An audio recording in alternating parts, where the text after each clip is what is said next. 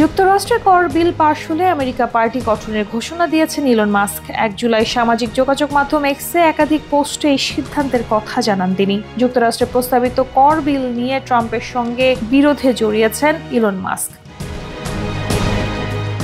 Mask বলেন, এই বিল পাশ হলে পরদিনই আমি আমেরিকা পার্টি গঠন করব। তিনি আরো বলেন, যারা খরচ কমানোর প্রতিশ্রুতি দিয়ে নির্বাচিত হয়েছেন কিন্তু এই ঋণ বাড়ানো বিলের পক্ষে ভোট দিয়েছেন, তাদের লজ্জায় মাথা হেট করে রাখা উচিত। আমি নিশ্চিত করব তারা যেন আগামী নির্বাচনের প্রাথমিক পর্বেই বাদ পড়েন। মাস্ক যুক্তরাষ্ট্রের বর্তমান রাজনৈতিক অবস্থা নিয়ে ক্ষোভ প্রকাশ করে বলেন, যুক্তরাষ্ট্রে বর্তমানে কার্যত একদলীয় শাসন চলছে, যাকে তিনি আখ্যা দিয়েছেন পর্কি পিগ পার্টি নামে।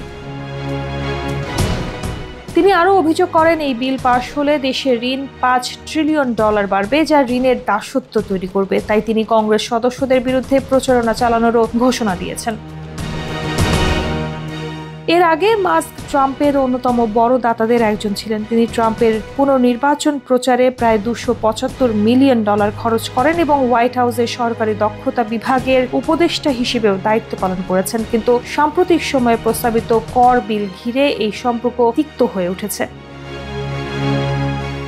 যুক্তরাষ্ট্রের রাজনীতিতে মাস্কের এই পদক্ষেপ বিশাল আলোচনার জন্ম দিয়েছে। বিশেষজ্ঞরা বলছেন, শীর্ষ ধন কুবেরের নতুন দল গঠনের ঘোষণাটি শুধু ট্রাম্প নয়, পুরো রিপাবলিকান পার্টির জন্যই বড় ধরনের চ্যালেঞ্জ হয়ে উঠতে পারে।